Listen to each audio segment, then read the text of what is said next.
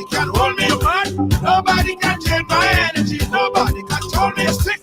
I will not allow negativity. Nobody can hold me apart. Nobody can change my energy. Nobody can. Nobody can. Everybody show me some strength. No weakness. Show me a lion. Strength. No weakness. Show them who we are. Strength. No weakness. Show me a lion. Everybody strength. No weakness. Show them who we are. Not when you're old. Your enemies, they must tremble. Your enemies, they must tremble. Yo, not when you're old. Everything has to humble. Everything has to humble. I'm a go-getter. I just go hard. I just go hard. And I'm a kind of fellow. Put my trust in God. Put my trust in God. That simple means say, nobody can hold me apart. Nobody can change my energy. Nobody can.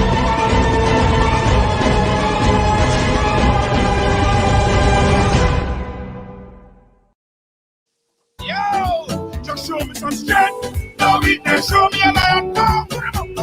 Strength, no weakness, show them who we are. Right along.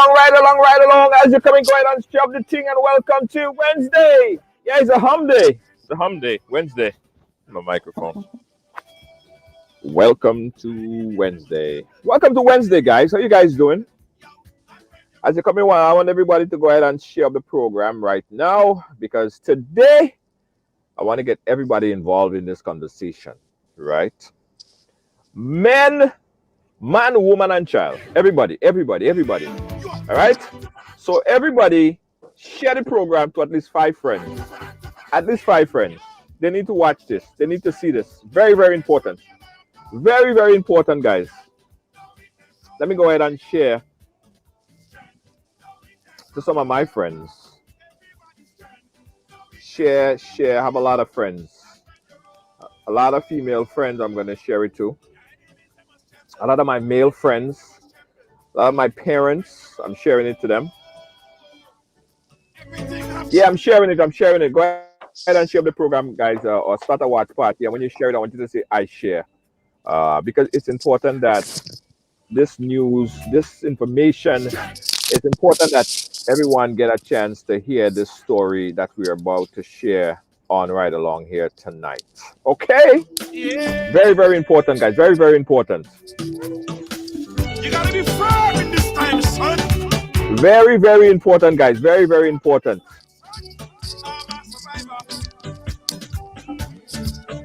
I'm taking extra time to tag some of my other friends I haven't seen in a while. I'm gonna share it with them right now. Yeah. Doing it right now.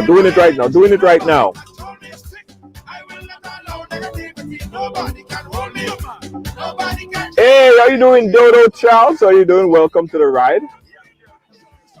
Abina, how you doing? Pick up yourself. Thank you so much for coming in. Patrice Rez, how you doing? Welcome. Guys, as you go ahead and share, I want you to say I share so I could acknowledge that you share the program. Judith, big up yourself. Enrico, thank you so much as well. Abina, I saw Abina. Everybody go ahead and share. Lydia James, how you doing? Welcome to the ride. I'm putting it out more than I've ever done it before, guys. Trust me. I'm putting out this program tonight more than I've ever posted before. So if you guys getting some extra tags, I'm sorry, but I have to. Right, I have to. I'm sorry, but I have to. All right, Lydia, you share. Alisa, thank you so much for sharing. Cheryl Walker, thank you so much. Leisha Thomas, thank you so much. Marisha, thank you so much. Guys, yes. Listen, this is very important. I want everybody to stop what they're doing right now. Whatever you were doing before, just snooze it, right? just snooze it, because the story that we're about to share may come as a shocker to a lot of people. Um, Personally, I knew very, very little or almost nothing about this, right? I was totally ignorant to what this is. And I'll tell all you when I say this, explain what we're speaking about in full detail. Rena, thank you so much. Catherine, thank you so much for sharing as well. Now, today we're going to be talking about a little known disease or disorder called preeclampsia, right? I don't know if you guys know about it. I don't know if you ever heard about it before. Um, but it seems it's a little more prevalent. It seems a little more prevalent. Now, let me give you a little backstory. 2 weeks ago, because you guys know we stream a lot of funerals. So 2 weeks ago, I was at a funeral. And what was one of the most shocking thing about that particular funeral was that the mother and the baby was both died, right? The mother was in the casket, and it's a horrifying scene. I mean, I do a lot of funerals. I don't usually get, that emotional about seeing these things no more. But what was the most emotional and heartbreaking thing at this point was to see the mother holding the baby, and the baby too was dead, right? So think about it. A family, a mother, a father going through the process for XYZ amount of months and expecting a child. All preparations. You had your bed. I remember when my son was coming, have all the preparation, only to know, only to find out, or only at the ninth month when you're supposed to give birth, uh, that you became very ill, and they would have to take your baby, and in the process, you died as well. So this is what happened in this particular case. So we scroll around a bit to find more information on what could be causing this, because this wasn't the only situation that I came across. We learned of another one that happened in the Caribbean just months before. It's evident that there is something happening. So when my friend Unstoppable brought to my attention this young lady who appeared on his program to talk about this little known disease called preeclampsia, I was more than delighted to invite my next guest to come on to talk about it. Her name is Judith. Judith um, went through the process. And what better person to explain the process? She lost family member from the same disorder, preeclampsia. And she's here to share her story with you. Um, Judith, let me Yes. down my audio, my background here a bit, and so we could hear you properly. Judith, welcome to this program. Very important program. I think one of the most consequential program that we're going to be doing, because it involves the whole family, mother, child, father, everybody. Judith, welcome to the program, and thanks for taking this opportunity to come on and talk to us about uh, this that affected you and your family. Welcome. How are you doing? Thank you so much. First of all, I want to say thank you for allowing me to use your platform to try to get it out there to as much people as I possibly can. Because I'm aware that there's a lot of people in Jamaica that don't know about it. And when you go to the doctor saying that there's certain things that you're going through, it's kind of like they tell you something else without doing further tests. And it's a possibility that you or your baby or both of you can die. It have to be treated. You have to consistently be under observation while you're pregnant. So 10 years ago, when I was pregnant with my daughter, I, from the very beginning, I was put on bed rest. Um, And as my pregnancy prolonged close to 20 weeks is when I keep having these headaches. And no matter how much Tylenol I took, because you can't take a lot of pain medicine when you're pregnant. Right. So the amount of Tylenol that I took, it wasn't going away. And it's worse than just a normal headache. It just feels like somebody is beating you with something in your head. Wow. So I went to the doctor and I said to her, I said, hey, I'm having these headaches and they're not going away. And if I don't know if you ever get this tired headache that, you just feel like I just need to sleep. Yeah. And then once you sleep and you get up, the headache is gone. It's kind of 10 times worse than that. And even when you sleep and get up, it's still there. So she said, okay. She did some blood tests and then she did some urine tests. And when she did the urine test, she said, okay, I found out what's wrong with you. You have preeclampsia. So I never know about preeclampsia until then. Then she did you go to the lab and you get you drink this sweet thing and they check you for diabetes. And I also had gestational diabetes. And for some reason, the two of them travels. If you got one, it's a possibility that you might end up getting the other one. So right then and there, she put me on baby aspirin. And I was taking aspirin, and then I was taking aspirin, and then she said, okay, you have to be on strict bed rest. So in the beginning, I was on bed rest, but at this point, I was literally on strict bed rest. We had a house that had stairs, and I could not go upstairs. I had to stay downstairs. It was that strict. Then going to her, I found out that my blood pressure is sky high. So she put me on blood pressure medicine. Those are all the side effects and symptoms that comes with preeclampsia. It's the headache and the high blood pressure. So around skip on to some months, around 6 months pregnant, and she said, okay, I have to hospitalize you because now I'm starting to dilate. I was dilating 1 centimeter. So she said, okay, you need to be hospitalized. So I was in a hospital for over a month. I couldn't get out of bed. Everything that I did was it had to be in the bed. And being there in a month with the monitoring and the taking the medicine, the blood pressure calmed down significantly.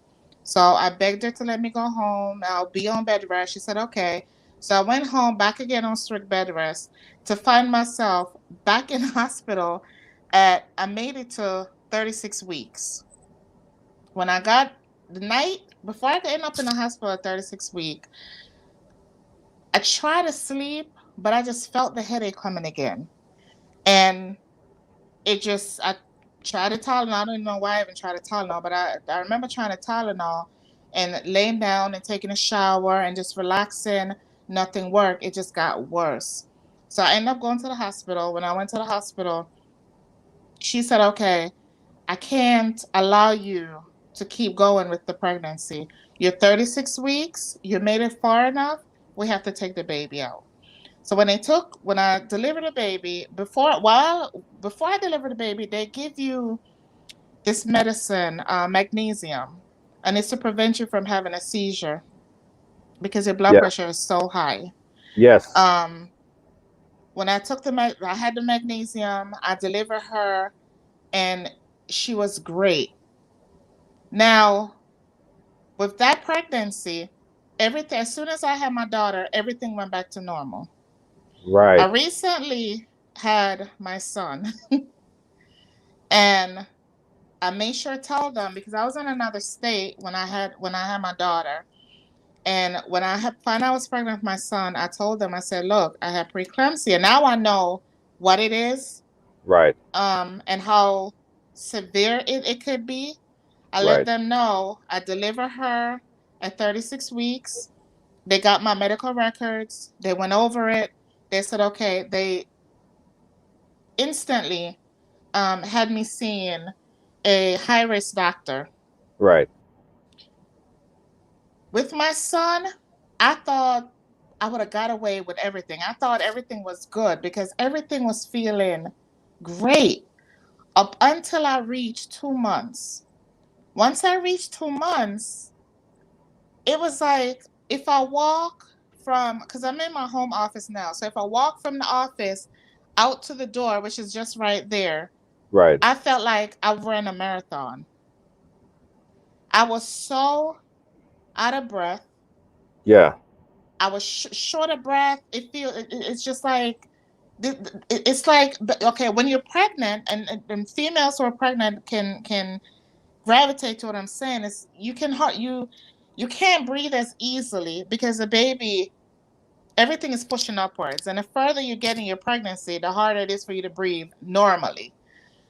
But with Right. preeclampsia, it's you just feel like you are fat and you just ran up a bunch of stairs and you just can't breathe. You're just gagging for breath.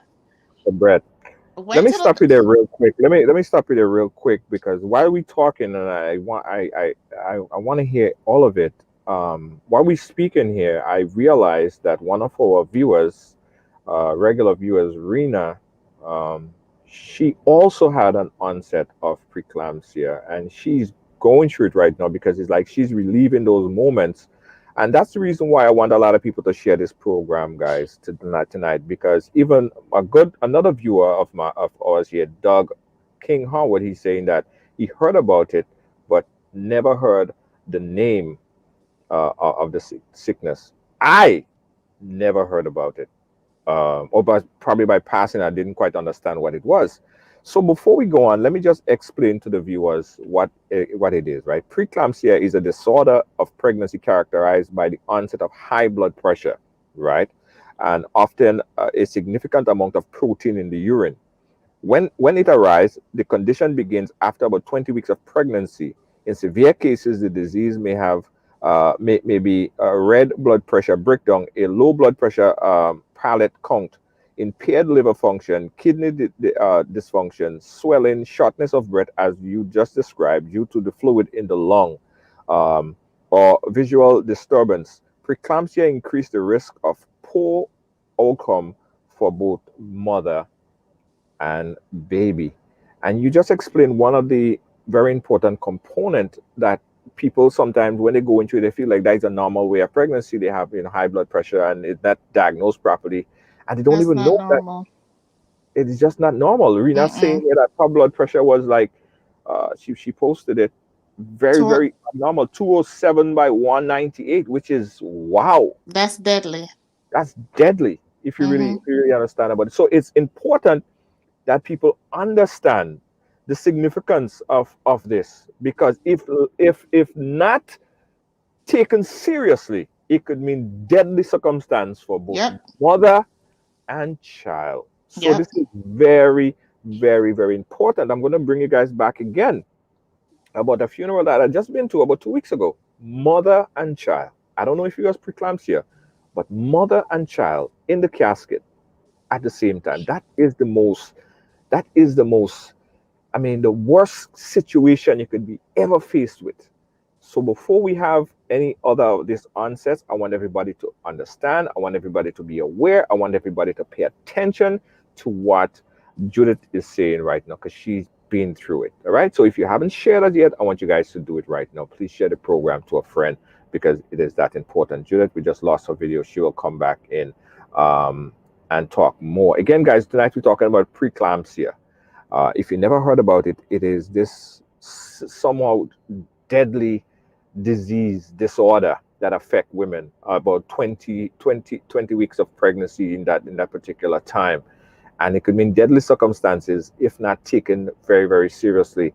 It seems like it's hereditary, because it seems like when Judith come back, she'll explain how some of her other family members also had it, and one of who lost their child from it.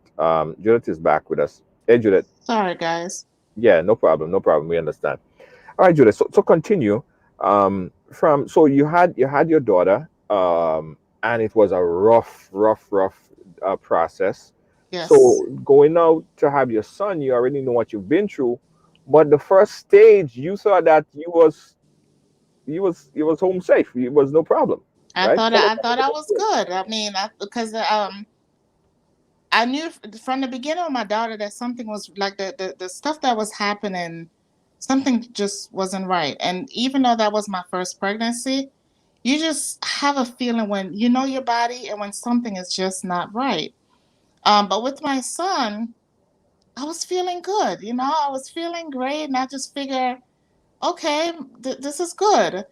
And then, and it's it's something that just could just happen.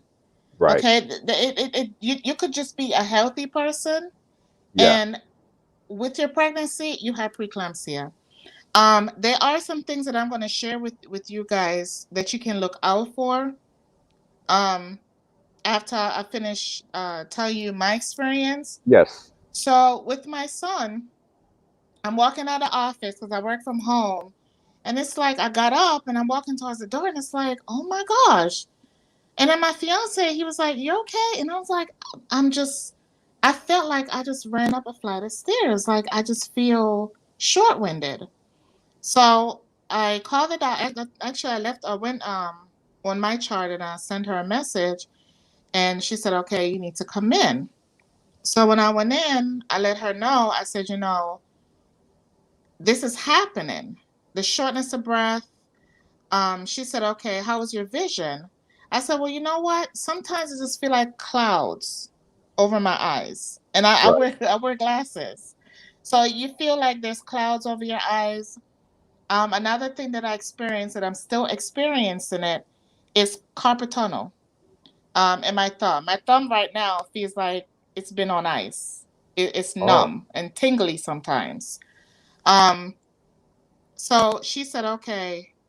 I was put back again on aspirin, and my blood pressure started to spike. But it wasn't in the danger zone yet. Right. So she upped my blood pressure medicine, and at this point now, I'm going to see a cardiologist. Um, so following up with a cardiologist to make sure that my for the blood pressure, and then every week I had to go to the fetal center because when you with a normal pregnancy you get probably about one or two ultrasound throughout your whole pregnancy, Right. but when you're high risk you're getting a lot of them because you're constantly going to the doctor to be monitored to make sure, because this thing is so bad that it can affect the fallopian tube. It can black oxygen going to the baby. And I wrote down some stuff here um, from my notes and stuff while I was pregnant. Wow. Yeah, because I knew after I finished with it, I was going to come, and I said I have to share this. Um, so it can give poor supplies to the baby, and that's what make it so dangerous for the baby. And you have to be monitored. You have to. Yeah. So around then, I got hit again with the gestational diabetes.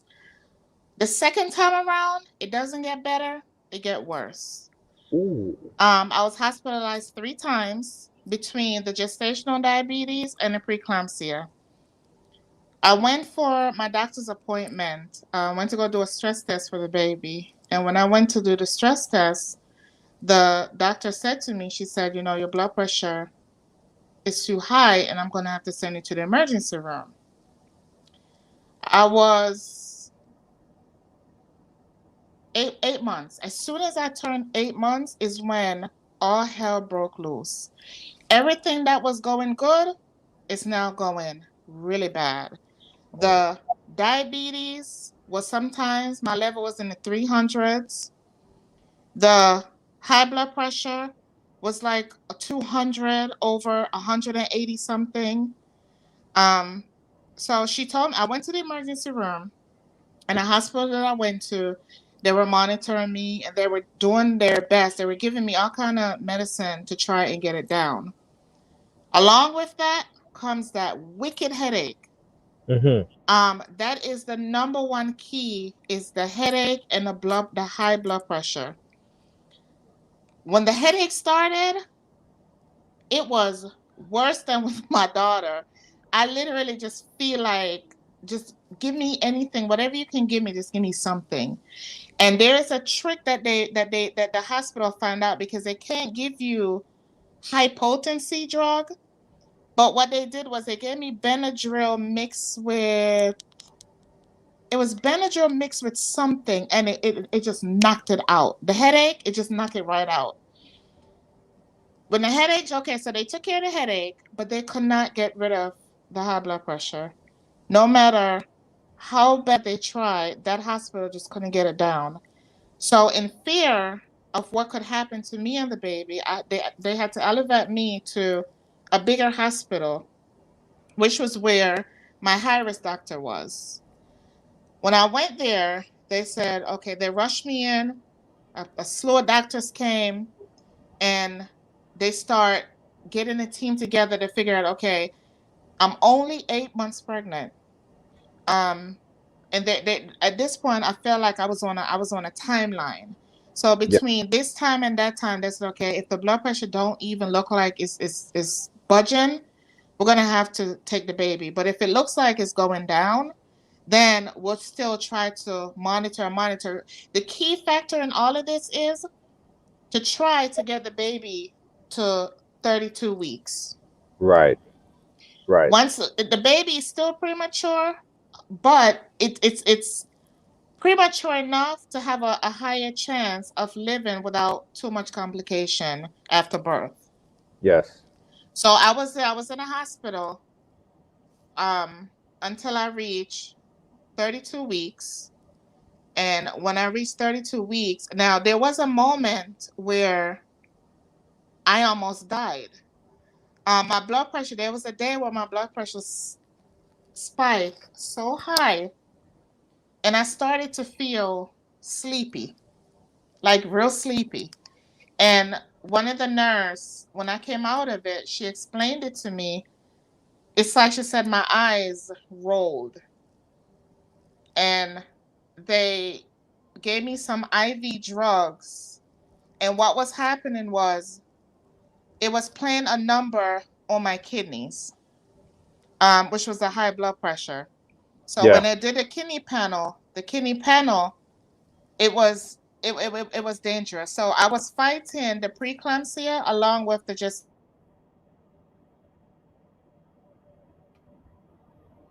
We can't hear you. We can't hear you.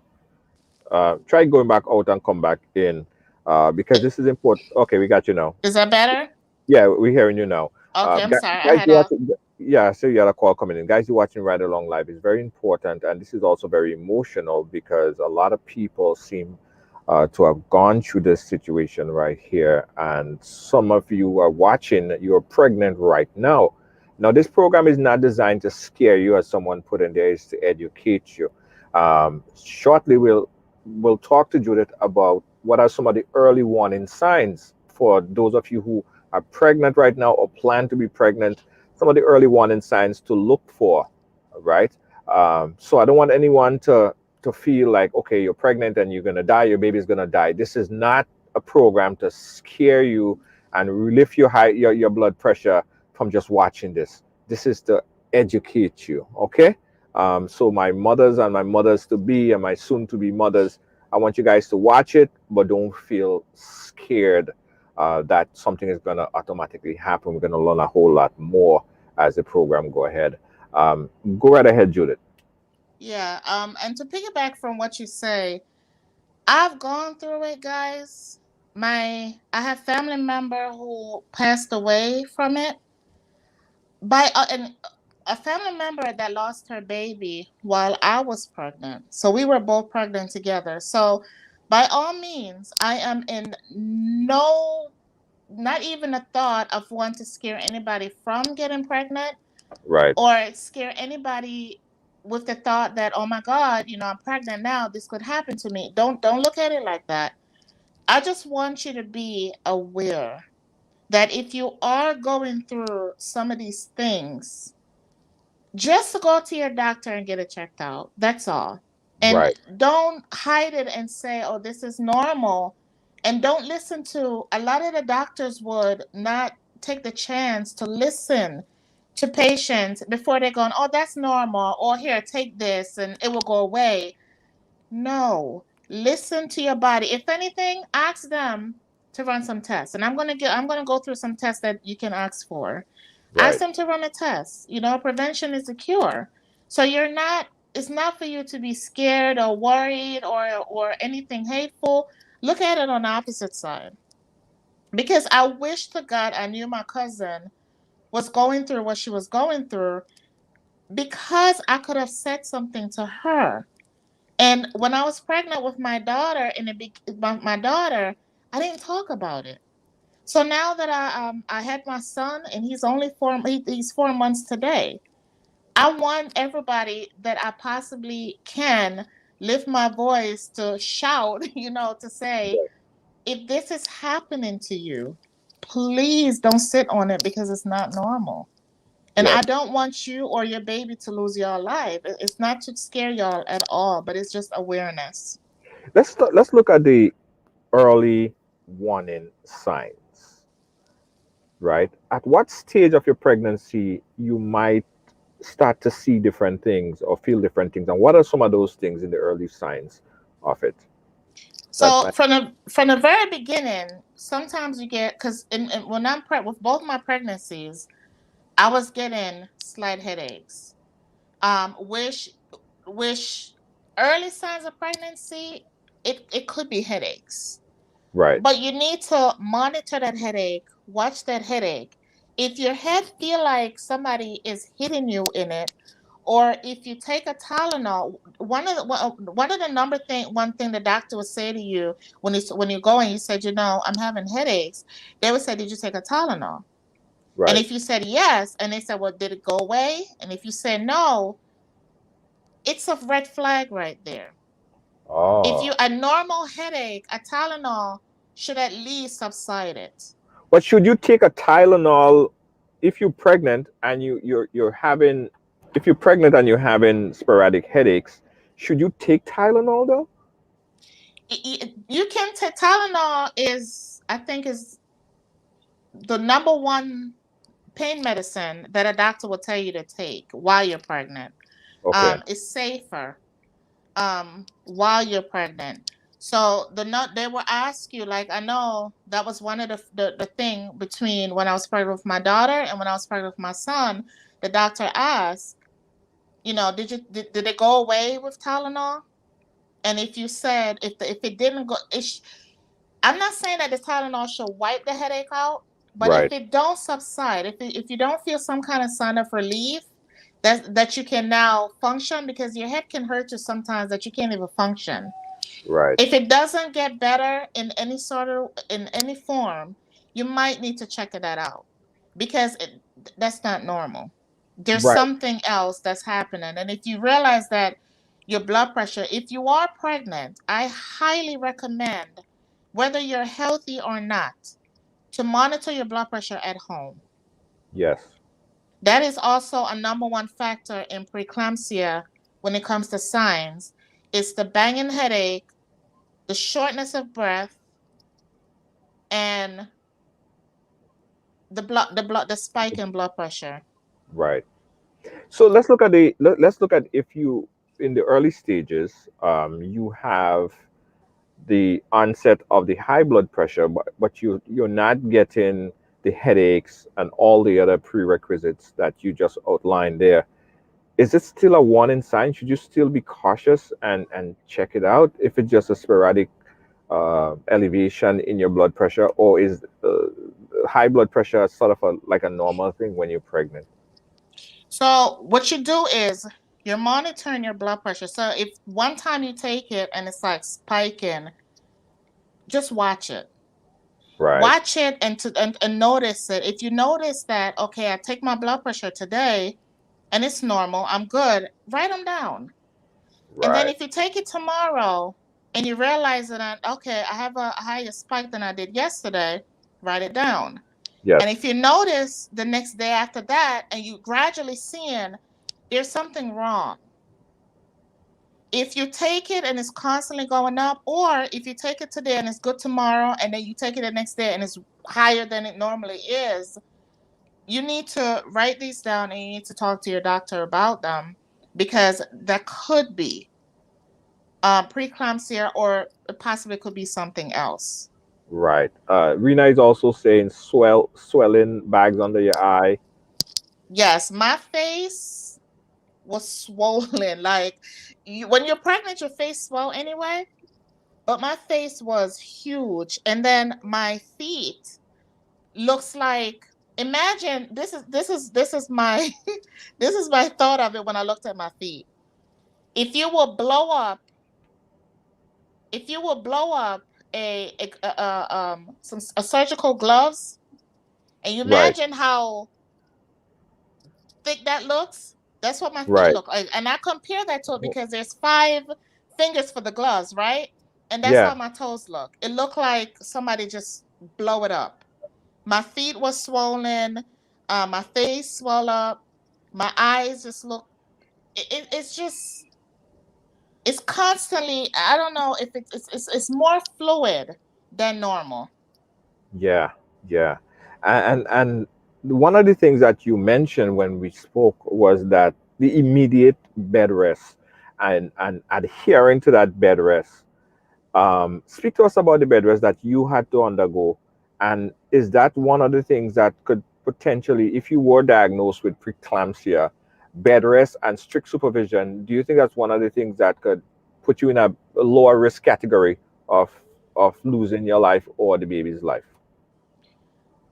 What would put you in a less risk of being in danger zone?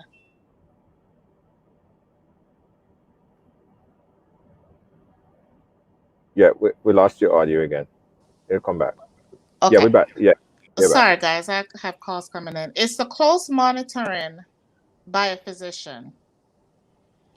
Um, the bed rest. If the doctor realized that your blood pressure is constantly spiking, your fluid level is constantly spiking, and you're showing more signs of preeclampsia, and then you do the test, and it's like, okay, you have preeclampsia.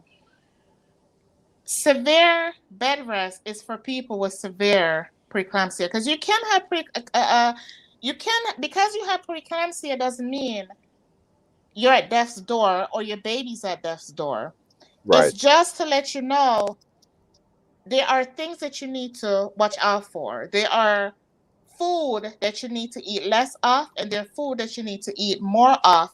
And then you need to take it easy. You need to not put your body under any distress. Um, right, so preeclampsia doesn't always mean you or your baby gonna die. It could lead up to that. So to prevent that from happening, the doctor would say, okay, kind of do this and kind of do that, because everybody's case could be different. right. My case, it just ended up being my first pregnancy bad. The second one got even worse. Hmm. Yeah. So, You mentioned something there. I want to just go in a little bit on the food. You said that food that you should eat and food that you should stay away from. What are some of the things that you should eat and some of the things that you should stay away from? so salty food. Um, and I know sometimes you're pregnant and you just crave salt. Um, but salty food, especially if your blood pressure is spiking. Um, fluid intake. I'm sorry, guys. The baby's crying, so I Yeah, have no to pull problem. Go in. ahead. Go ahead. No, we understand. We understand. We understand. We understand. Oh, there's a beautiful baby. Oh, 4 months old. Yes. Welcome to Ride Along, baby. Yeah, it's So, me. It's Junior. He's looking at me like, yes, it's me. um, Yes. the doctor, fluid and The weirdest thing to me, okay, so this was the weirdest thing that I was told at one point. She said, okay, try and walk. In the early pregnancy, she said, try and do some walking. But it's kind of like, how am I going to do walking when I'm put on strict bed rest? So I had like a double, what they call it, a double sized sword, sword, because I had the gestational diabetes, which is like, okay, you have to do some kind of physical exercise to try and lower your level, especially after you eat. They would tell you, okay, just go for a walk. But then you have the preeclampsia that's also saying, okay, you can't put too much stress on your body. Okay, so with that, I had to turn that over to the nutritionist. Yes. So if it gets to the point where you have both, you're going to be turned over to a nutritionist. And the nutritionist, because the doctor, they specialize in certain things, but then you have specialty doctor that is trained in other things. Yes. So I was also being followed by a nutritionist. So I couldn't eat a lot of fruits, which is kind of weird because when you're pregnant, you feel like, okay, I'm eating fruits, I'm eating vegetables because it's healthy for us, right? Yeah. But then it ended up being, okay, you cannot have a lot of fruit intake. So everybody's pregnancy and everybody's story might be slightly different because you might have preeclampsia, but not gestational diabetes, and the doctor will lean you more towards eating a lot of fruits. Right. Guys, if you just joined us right here, this is history in the making, right? Because it's the first time I've ever interviewed a mother with a baby at the same time. My first ever baby interview, I swear. And he's been so good. Hello. So, are we talking about preeclampsia, guys? A very, very, very important and very, very serious issue, and some of which I think our community need to be educated more about and understand. And as I said, I didn't know much about it, and Irina sent me some pictures with her leg, and she sent me a picture of how. I mean, this is serious stuff. Yeah, it is. Very, very, very, very serious. So take heed and understand some of the early warning signs, some of the things to avoid, and some of the things to do. You said when you was at the going through the process, you made some notes. What are some of the things that you noted during the process? Okay. So, say for instance, you're home and you realize that some things are happening, right? Like the shortness of breath, the swelling, you're checking your blood pressure and it's just not right, or it could be one or two or all of these things. You call the doctor, and there's some tests that you can request yourself. Yeah. Just because you want to cross it off the list, to just get it out of your mind and say, okay, I don't have this, I'm good. You can ask for blood tests. Right. Blood And test. for Write the it down, guys. blood Write it down. tests, Write it down. Write it down. Blood test. That's one of the very important tests that you. I mean, they probably do it anyway, but it's good to note that you request that specifically. Go ahead. exactly. So the blood test would check your liver, your Right. kidneys, and your platelets measures. Okay. And then you can ask for a urine analysis. Right. The urine analysis is going to check your protein creatine. And see, the urine analysis, if you're hospitalized, they're going to give you, if you're hospitalized, or if not, if you're home, you can also do it too. They're going to give you this little jug to pee in. And Right. what you're going to do is you're going to collect your urine for 24 hours. So every time you got to go to the bathroom, you urinate into the jug and you keep it on ice.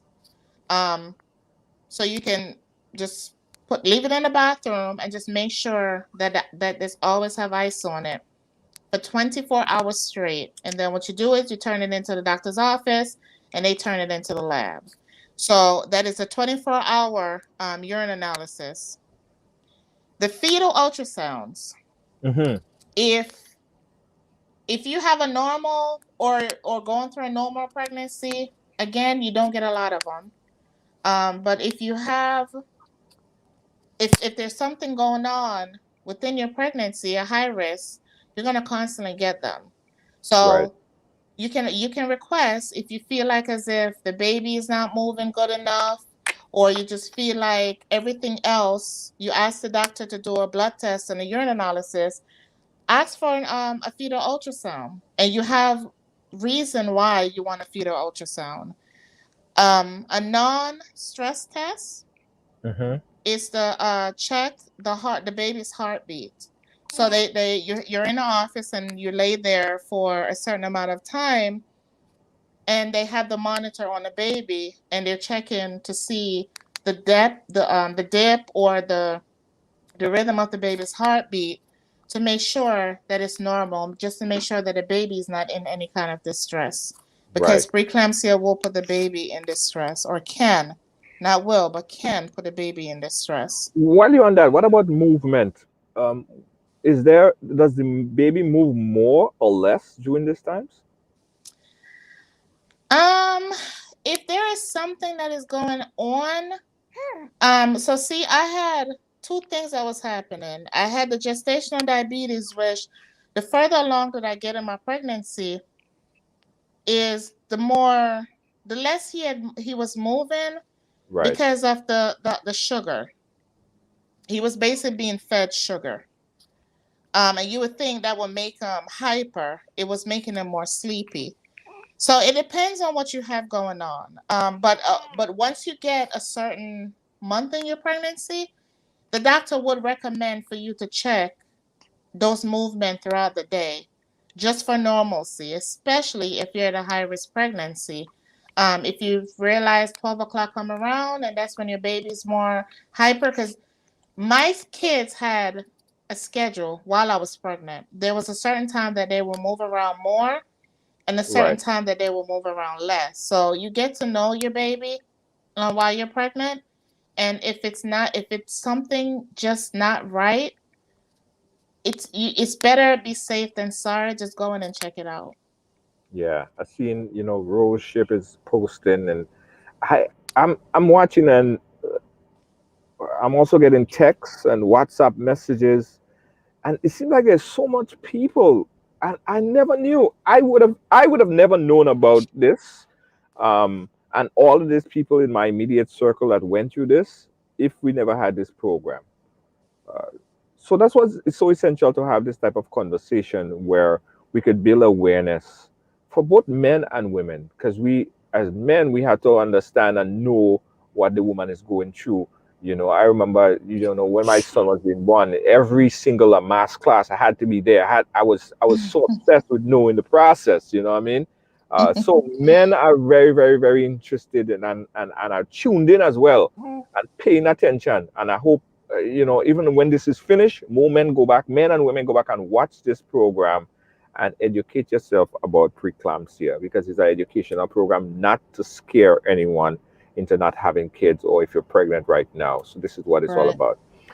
Um, what are some of the other notes that you think is very important that someone should know, if they are getting any one of those signs and symptoms? What's some of the questions that they should ask, and ensure that it get fulfilled? Because Okay. sometimes stuff get overlooked. Stuff get overlooked. Like, Right. doctors may not pay as much attention, to certain things, and you need to keep it in your head to ask those questions. What are some other things that need to be asked? Okay. So to look out for, again, before we go into some of the questions that should be asked, and this will lead into that, is look out for extreme swelling in the hands, which is what caused my carpal tunnel, because my hands was swelling up so badly. Yes. Around the swelling around the eyes, like she had mentioned. large amount of swelling in the face and in the face and in your lower extremities. Right. And that right there, the stuff that you're experiencing is the stuff that you should ask your doctor about. Now, I remember, because when you're pregnant, we call it pregnancy brain. You can't remember anything, but it's not just pregnancy brain, because after you have the baby, you still don't get a lot of that memory back. But I had to put stuff in my phone. Like, I have my little notes in my phone. If I'm going through something for that moment, because by the time I get to the doctor, I'm not going to remember. So I will put it in my phone. And then when I get there, I will open my notes, and then we will talk about the things that I was experiencing or the things that I was going through. Or if you have an open line with your doctor, there were moments where I would take pictures of certain things, because we all know pregnancy can be gross at times. So there were pictures that I had to take, and I had to send it in through my chart, for her to see and to say, okay, come on in, or okay, that's normal. But a lot of the times where the word "that's normal," sometimes it's not really normal. Right. So you gotta, even though they are the doctor, and you feel like as if they know everything and they know best. Nobody know everything True. at all, and True. doctors practice every single day. They're practicing, because there are new things that come up. Our body is very complex, Yes. so they don't know everything, and what they think might be normal for someone else might not be normal for you. So just know your body. Just pay attention to what's happening. Enjoy your pregnancy, because pregnancy it could be a joyous thing for many of us. Mhm. But, however, don't be blindsided by what you have question about. So if you have question about something, it may not be normal for you. Right. Because if it's normal, you want to be questioning it.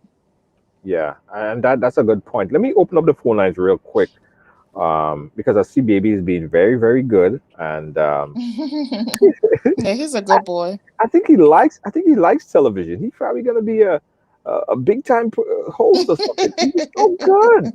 He's so good. Let me tell you, this could have never been my son. He would have been bouncing all over the place.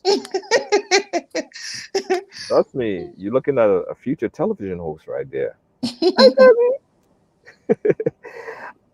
Let's open up the phone lines right now, guys. If you want to call in and ask a question, if you are pregnant, if you plan to be pregnant, and you want to find out some more information about preeclampsia, uh, call right now and ask your question, because it would give you some more insight, some further insight. I see people there.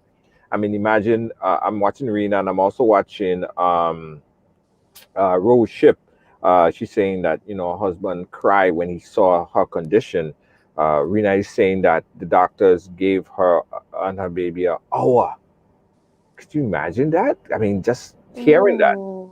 an hour to live, like, So it's sad, and you know, it just brings back that emotion. As I told you guys at the beginning of the program, I just recently did a funeral, and that was the reality: mother and child there in the coffin. I mean, this is this was horrifying to me, right?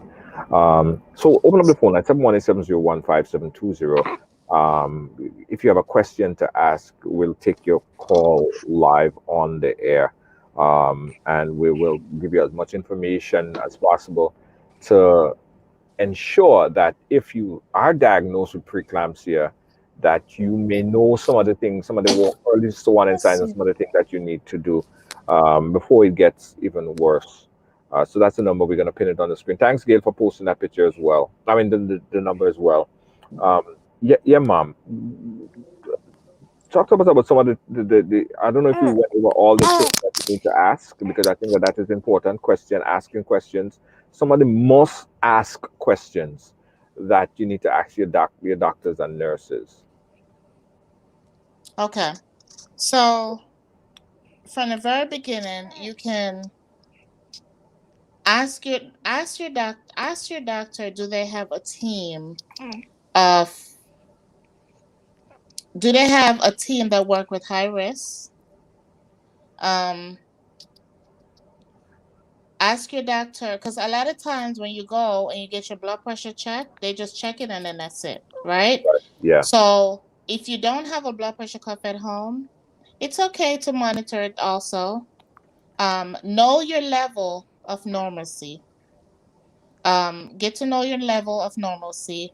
Get to find out, because every doctor practice differently. Right. Some doctor might just be quick to say, okay, we're gonna take this baby out right now, right? Find out about birth planning if something should happen. So you're not wishing or hoping that something will happen. That's not what you're doing. You're just being prepared. Yes. You're just getting educated. Okay? Because when you're pregnant, it shouldn't be taken for granted. Pregnancy is a joyous thing, right? Yes.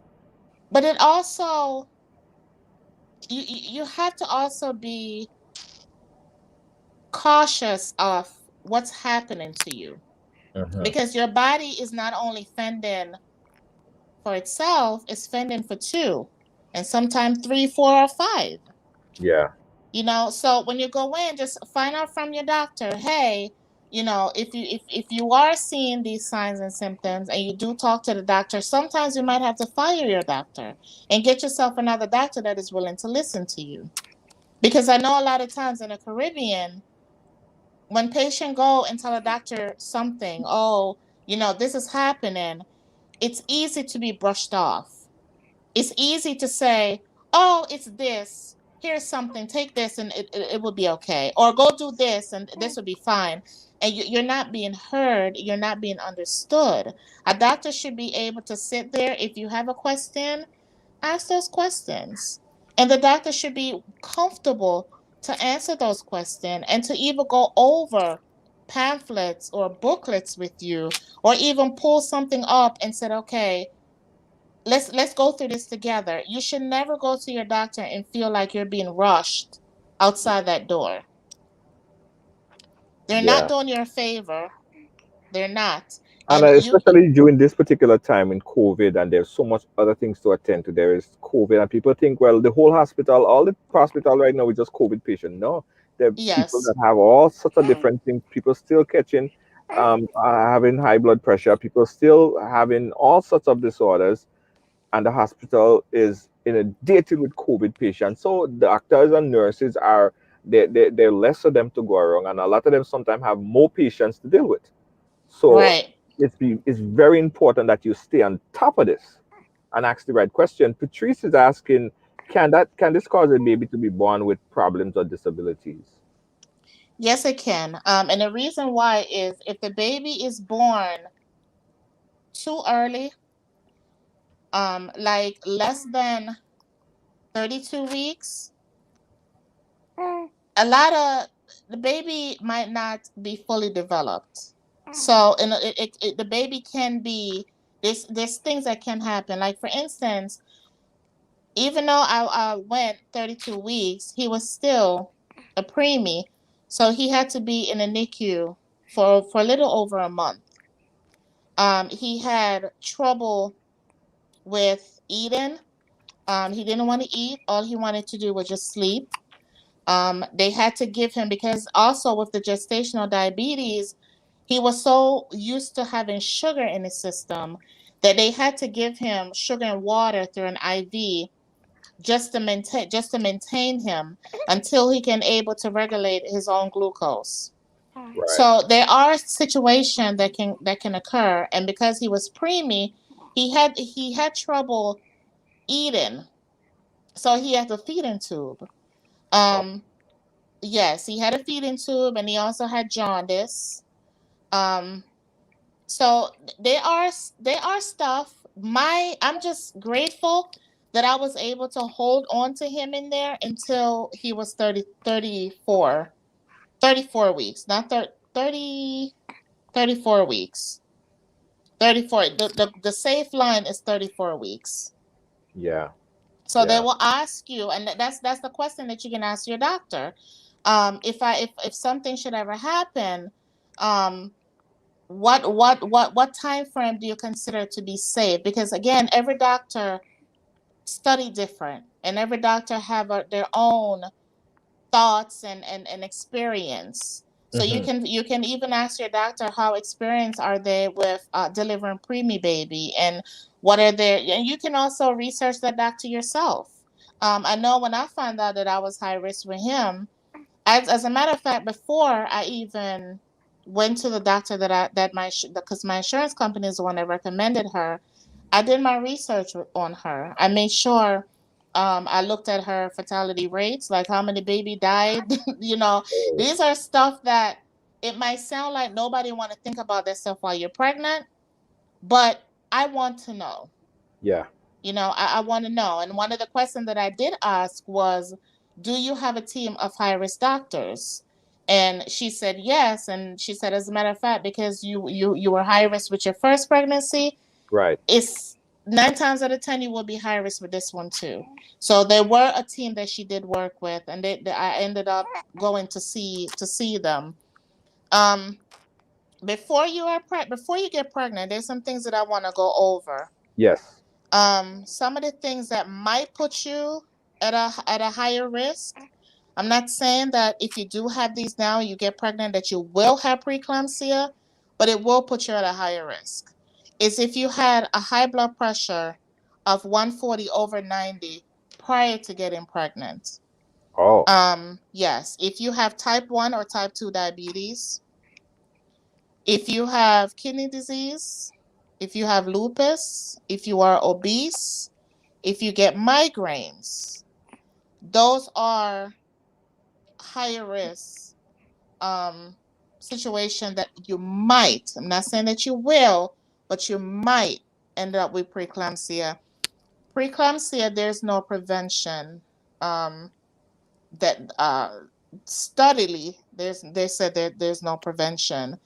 And that's because down to the healthiest person can get preeclampsia. Yeah. While reading and investigating more about this, I've learned that as after you give birth, normally things sort of go back to normal. In some cases, they said here, or one of the articles that I've read, and you're saying that didn't happen, and also the Rena said that she still have problems. They said that Mm-hmm. one of the cure is to give birth. So you give birth, and it's something good, something that goes back, but that does not happen like that. Mm-mm. Mm-mm. It's just like, and I keep saying gestational diabetes, even though we're talking about preeclampsia, because for some reason they go hands in hand at times. And gestational diabetes is also something that is also severe as well. Um, but gestational diabetes, you can, after you have the baby, you can be diabetic. Okay, Right. Wow. or you can lead into pre-diabetic where you really have to watch yourself. Or for some people, once they have the baby, it's gone away. The same thing with preeclampsia. After when I had my daughter, I was good. After I had my son, no, it lingered around for 2 months. And how I knew it was there is because of that headache. And then I was also checking my blood pressure. 1 minute it would be good, and then the next minute it would spike all the way up. So that tells me right there that okay, it's still lingering. I want to share that throughout my research, I've learned something that is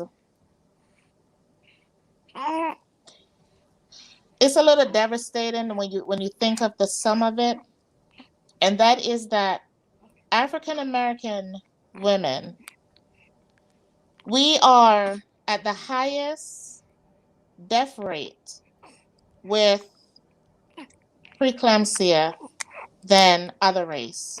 Mm-hmm. And throughout my study I found out that one of the reason, there's many reasons, but one of the reason is that a lot of us, we cannot afford health care. So therefore, we're not getting the prenatal visits like we're supposed to. And Right. we're missing all of these vital signs that could have helped us in the very beginning. Like, for example, the high blood pressure. Yes. Not a lot of us have a blood pressure cuff at home. Not Right. a lot of us can afford a blood pressure cuff at home. An insurance company do not pay for it that I know of. So therefore, you don't have a way of checking your blood pressure at home. You don't have a way of going to the doctor and getting your prenatal visits like you're supposed to. Right. So therefore, we die more than other race. And preeclampsia, it leads up to other thing. You can have a stroke. I know while I was pregnant, there was a blogger. She was a famous blogger, and this is sad. And I saw this while I was pregnant. Hmm. Um, I think she was living in England. She's African, I think, and she was living in England. And both her and her baby died. Oh. I remember watching one of her blog, and she came on and she said she went to the doctor and she told the doctor that she gets short of breath when she could go from one room to the next. And I don't think she was monitored like she was supposed to.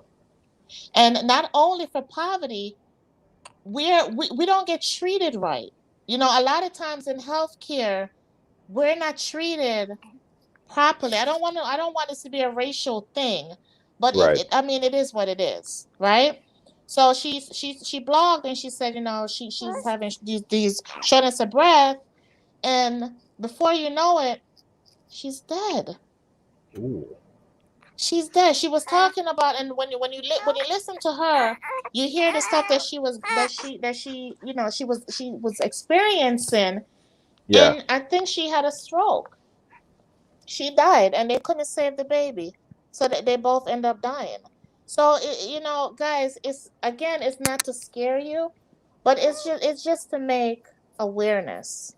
Awareness, and You that's know, I important.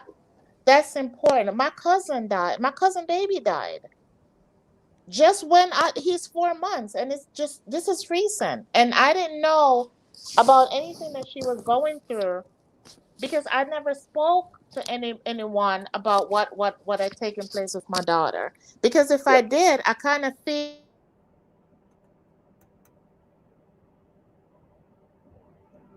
You guys. Yeah. Your audio is back. Yeah. I kind of feel bad, that her baby didn't make it, because I felt like if I would have said something or if I would have talked to my family more, then maybe she would have known, okay, this is what Judith is talking about. And she would have gotten the help that she needed earlier. Right. You know, And that is so that is that is why it's important. You coming on here and talking about this is a very, very, very good start in educating our audience on preeclampsia. And I applaud you 1,000 times. Thanks to Unstoppable for even shining light on this through his program, Unstoppable TV. And we had other plans for today, but I think that it was very appropriate to have this conversation right here because we cannot allow our community to be, have onsets of all sorts of different disease and things that are almost like silent killers, and we're not aware of it. So it's important to be aware of it. So I decided to cancel whatever else we had today to bring this conversation on. I think it's timely, it's needed, and I hope everyone appreciate the fact that you came on here with the baby and gave those information, which is very, very, very appropriate at this particular time. I just wanted to say also that they're saying that prevention measures against preeclampsia have been heavily studied because of the of is not completely understood. Prevention remains a complex issue. Here are some yeah. of the things that some of the recommendation they have: diet, they have aspirin, physical activity, smoking cessation, immune modulation, and those are some of the things that you could do. But there are some extended information that I want to share, and I know you want to share. We up on time, but I want you to continue your advocacy work, and also if you have any way that someone that's watching right now wants to get information from you that you could share, I know that you will be willing to do so. Is there any way, social media contact or connect, that someone could reach out to you so could connect and get some more information on preeclampsia? That's fine. You guys can. I'm on WhatsApp, Okay. so you can always link me on what I'll share the on. number. I'll share the information Yeah, on the link so people could could connect with you, because you are a professional on this. You went through this twice. I went through it twice. I live I lived through it You twice. lived through it Yes, twice. You lived yes. through it twice. It's a fight. It's like fighting cancer. But in a sense, you're fighting to keep you and your baby alive. Yes. And you have to be monitored. I mean, that is, I can't stress it enough to say, if you are pregnant or if you are planning on being pregnant, get yourself a blood pressure cuff. Yes. Get yourself a blood pressure cuff, because you need to check your blood pressure. And you know what? This actually, after I had my son, this led me into getting postpartum depression. Okay, which is a lot of things that women don't talk about a lot either. Yes. True. A lot of women do not talk about postpartum depression, and it's nothing to be ashamed of. I mean, I had my butt kicked while being pregnant, especially with him. But I'm here to tell you that you have to, in order for you to get better, or in order for you to treat something, you have to know about it first. Absolutely. Okay? In order for you to prevent something, you have to be educated on it first, because if you don't know about it, you can't prevent it. Absolutely. Absolutely. You have to know about it first. You have to understand about it. You have to be aware of it. You have to be aware if it's happening to you. Uh, and that is very important. Judith, you're a wealth of information, and we appreciate you so much. And the baby, who've been an absolutely great sport. Hey!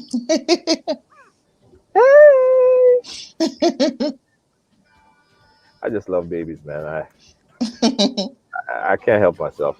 Um, Judith, thank you. We'll keep in touch, and I'm going to send a few people your way, because I think you have so much information at this time, and good information that people could take with them and help them through the pregnancy. So if you're planning to be pregnant, if you are pregnant right now and you need to connect with Judith, contact me and I'll share that information with you. Closing words, Judith. Any last words? Guys, I wish you, to all my pregnant mommies out there, I wish you all success in your pregnancy. And, it takes one to know it. I know what you're going through. Even if you're having a good one, stay blessed, stay true to yourself. And again, I don't want to scare you. Enjoy your pregnancy as much as you can, but I just want you to be aware. Ah, said it right. Said it right. Perfect, perfect, perfect, perfect. It's not to scare, it's to be aware. And that's what it is. The Yes. baby been a great sport. Thank you so much for having me, okay? And thank you No so much problem. for allowing me to use your platform. No problem, Judith and baby. We appreciate you so much. Thank you. Thanks again. Bye bye. Yeah.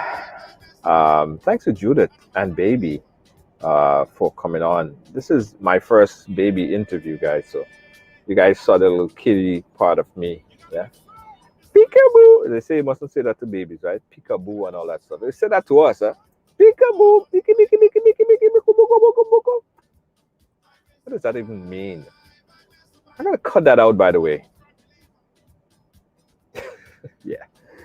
Thanks for watching, guys. I think it was timely. We did have something else planned for today, Nobody can run. but we decided to bring on this very important topic. We can't go one more minute, one more day, one more second. I thought without getting this information, so we postponed our previously scheduled program to bring Judith on to talk about this very important issue and situation.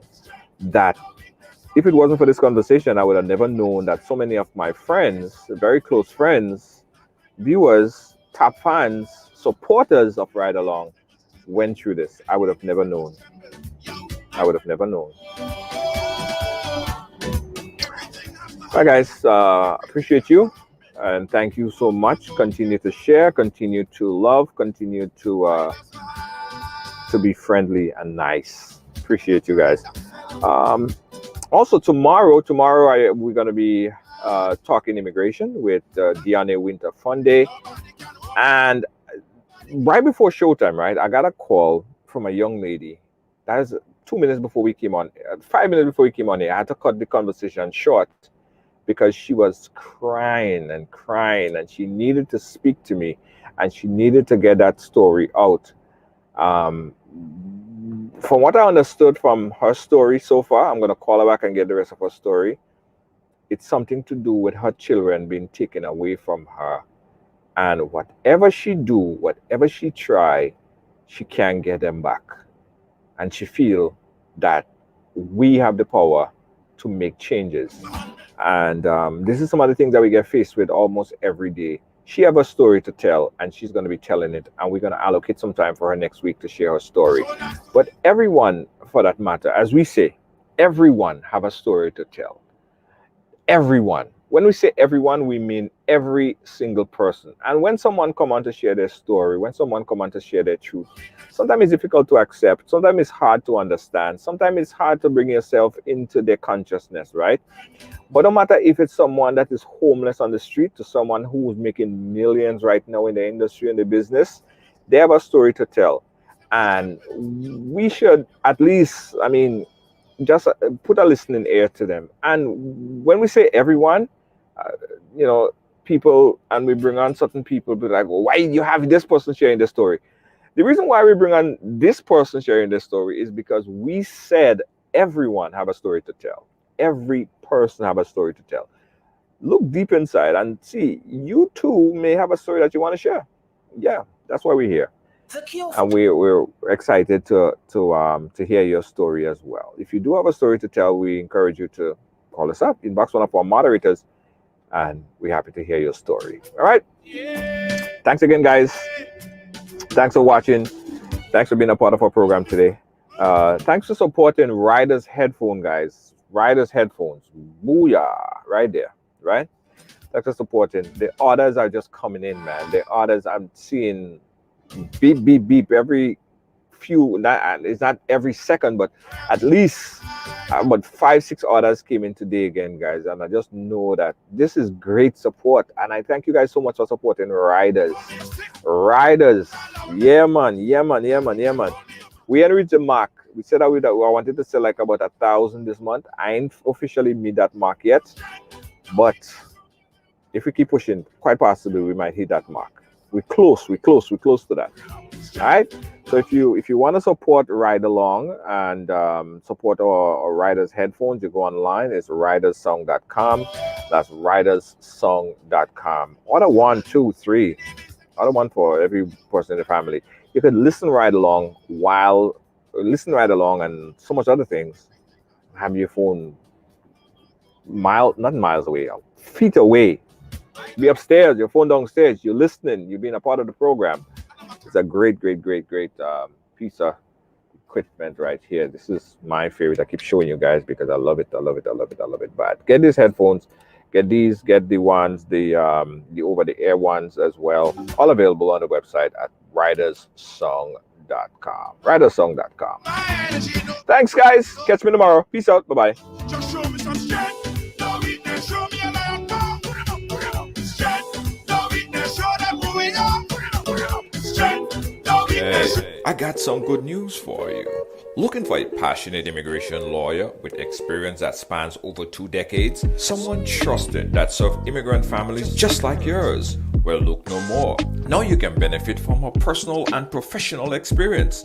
Diane Winter Funde. Schedule a consultation now and get assistance with your immigration journey. Specialize in adjustment of status, B1 business visa, B2 visitor's visa, consular processing, deportation defense, naturalization, and more. Give us a call today at 813-815-3529. That's 813-815-3529 or online at winterimmigration.com. Attorney Diane Winter Funde. Law done differently. A message by the Grenada Distillers Limited. You want a hand sanitizer to do 3 things: kill germs, be gentle, and to go where you go. You can get all of that in our hand sanitizer. Hard on germs, gentle on hands, affordable. Remember, hand sanitizers contain alcohol. Keep away from heat and flames and avoid contact with eyes. Available at retailers island-wide.